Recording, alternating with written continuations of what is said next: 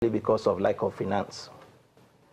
We have what is called the Ide Basin in the state, which spans from towards the Mobile Barracks Road to River Benue, that is supposed to convey the water that comes from the attributes channels to the river for that conveyance. So you have a drainage system linked. You say it's a linked drainage system that collects all the water to the basin. But has not yet been properly constructed. Has it started at all? It has started. Okay. Commissioner, the problem, I'll let you ask a question. Since 2012, these floods have been happening like every year. Yeah, and thankfully, the NIMET and the Hydrological Service have been predicting these floods every year. Yeah. Okay, so we know the topography of Benue State. Yeah.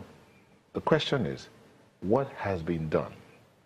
And how much of information have the people been getting? Yeah. Thank you very much for that question.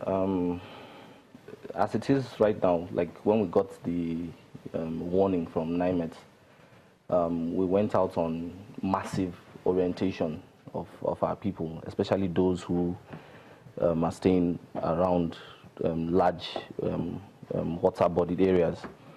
As it is right now, when that happened, we took into consideration the aspects of what could cause a flood that were man-made, and also the one that was going to be caused by nature. I mean, we can't control rain as it is, and we got so much rain this year. So as at right now, His Excellency the Governor, with the collaboration of the federal government, we are now talking about creating access channels, more access channels, desilting the ones that are available right now.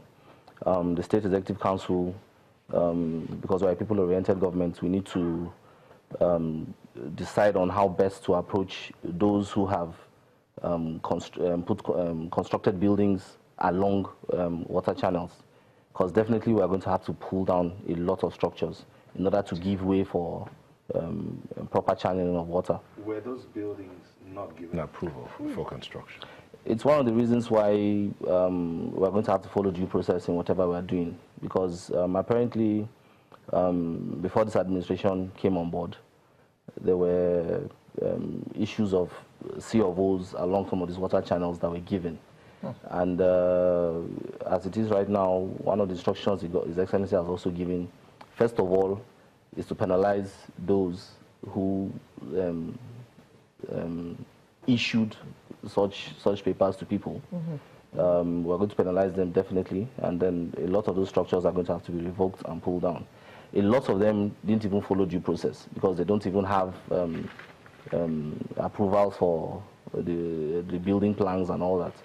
You know, so any compensation for those who actually have approval? Yeah, there's going to be compensation, because one of the things His Excellency has even done, has expedited as soon as this flood happened, was the partnership between the Benue State government and the African Development Program to immediately start for us to deliver as a first phase 5,000 housing units, which we have expedited now. Land has been allocated, and so by the grace of God, we need to move people from these areas to provide compensation for them. Dr. Juvenal will bring you in shortly, but let's get to Benue State. Iya Jonathan joins us via Skype. She's the Executive Director of Sesha Foundation. Thank you for joining us, Iya.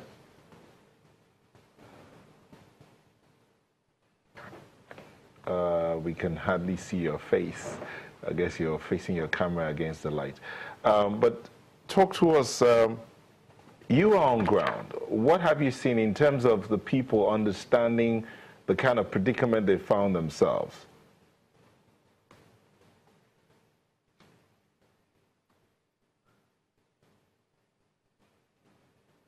Iya, can you hear us? Okay, we'll come back to Iya. Maybe she has to change the position of her camera as well. Dr. Juvenal, they've talked about the topography. I mean, you're an environmentalist. There's the natural side causing the floods. There is a human side of it. But Benue State, for one who has man-made, okay. For one who has gone round, more or less like gone round different terrain.